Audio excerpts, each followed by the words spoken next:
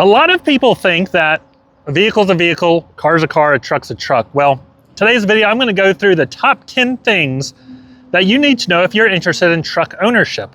Maybe you're someone that's 15 years old looking for your first vehicle, or you're 80 years old and have had cars your whole life and is looking for a change. Well, today we'll cover some of the things that you may not realize about truck ownership. And some of them, just maybe, might change your mind.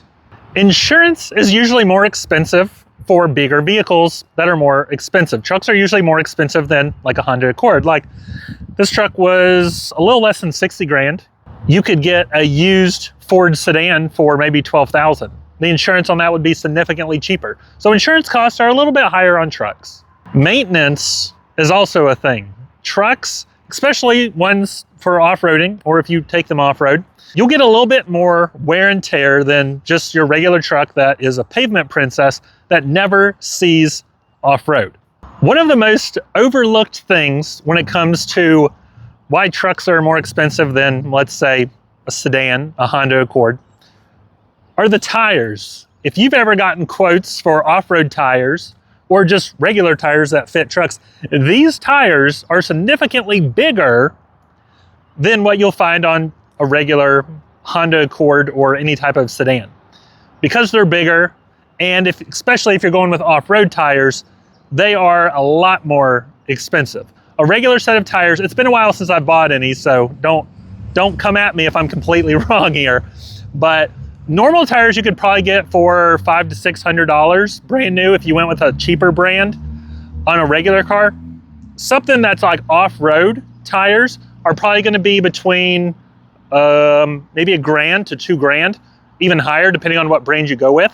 So when it's time to replace the tires on the truck, expect to take some money out of your wallet for that. The next thing that you may not realize until you actually buy a truck is these things aren't a Prius. They don't get great gas mileage. This truck is a hybrid and it still only gets lower 20s on the average miles per gallon, which isn't bad. One of the trucks that I had a long time ago, it got like 15 miles to the gallon. So that's just one thing to keep in mind. Even if it's a hybrid truck, unless you're talking about the Ford Maverick, you're probably going to be paying significantly more at the pump, which if gas prices aren't super high and the United States is not at war, it's not a big deal. But when gas prices jack up to $4 to $5 a gallon, having a bigger tank and driving a not fuel efficient vehicle can really add up in cost. The next thing I want to talk about here is the size of the bed matters. Size matters when it comes to the bed of a truck. This is your standard 6-foot bed or 5-foot bed, I think 6-foot bed. You can get trucks that have 4.5. I think the Ford Maverick has a small bed, about 4.5 feet.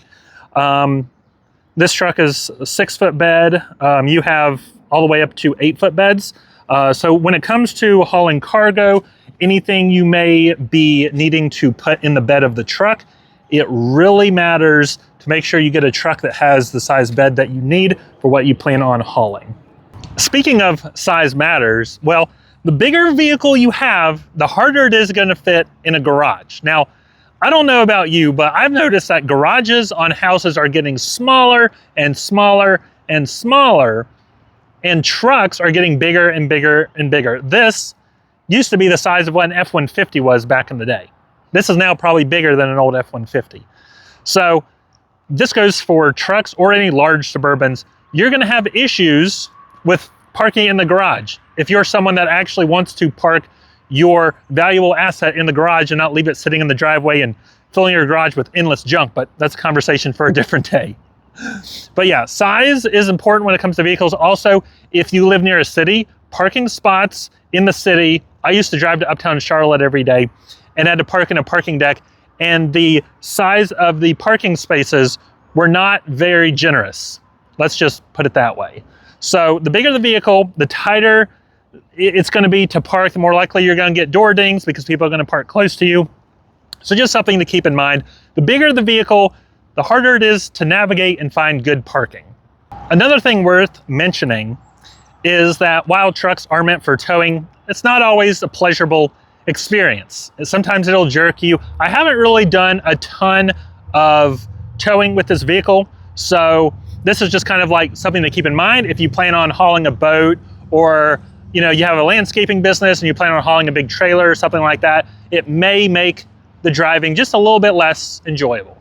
Now, one thing that's great about owning a truck is that Toyotas and trucks in general hold their value really well. Now, any vehicle is a depreciating asset for the most part. It's rare, but possible, but rare, that you'll ever buy a vehicle, own it for a couple years, and sell it for more than you bought it for. So just keep in mind, if you're buying a vehicle, it's not an investment. It's not going to be worth more when you sell it than you buy it. But trucks tend to hold their value pretty well, especially certain brands like Toyota. So if you are looking for a truck, Toyota would definitely be what I would recommend, but I might be just a little bit biased.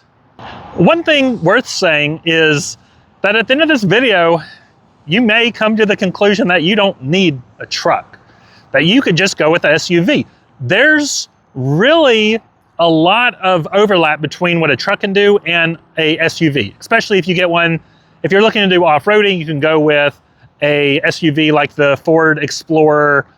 They have a package that's kind of targeted towards off-road. There are options for that. So if you're looking for something with a little better gas mileage, then SUV may be a better fit. It's definitely worth looking into. I know with me, when I'm researching something, I kind of become hyper obsessed with it. Like, I'm like, yeah, I've made up my mind, I want a truck, but then you watch videos and then you're like, maybe like a Ford Explorer or another SUV may actually do what I'm looking for, and it gets better gas mileage. It's a little smaller, so it fits better in parking spots. Insurance is probably going to be cheaper on it. The tires aren't going to be as expensive. So I don't know. Just something to consider is that, while the idea of having a truck is exciting, and well, I honestly really like having a truck, it may not be for everyone.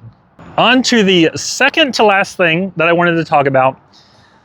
Mods add up fast, especially with trucks.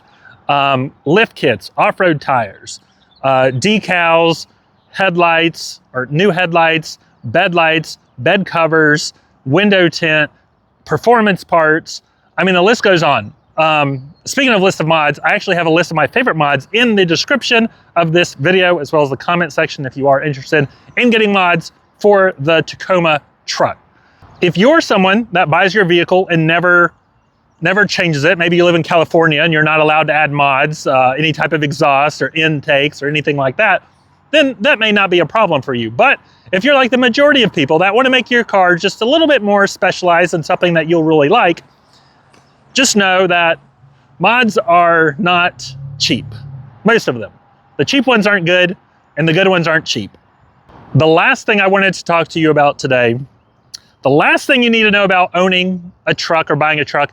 Now, this would go for newer trucks. If you're looking at something that's like a 2000 or older, this may not apply. But if you're looking for a newer truck or somewhat newer truck, it's very important to know that these trucks are packed full of technology. And you know what technology loves doing? It loves breaking, and it loves being expensive to fix. So if you're buying a new truck or a newer truck, be prepared that it may cost more in repairs when it does break down. Now, ways to mitigate that is you can buy warranties. I'm usually not a fan of warranties if you buy something reliable. If you're buying something that has high mileage, that's older, it might be worth getting a warranty on it.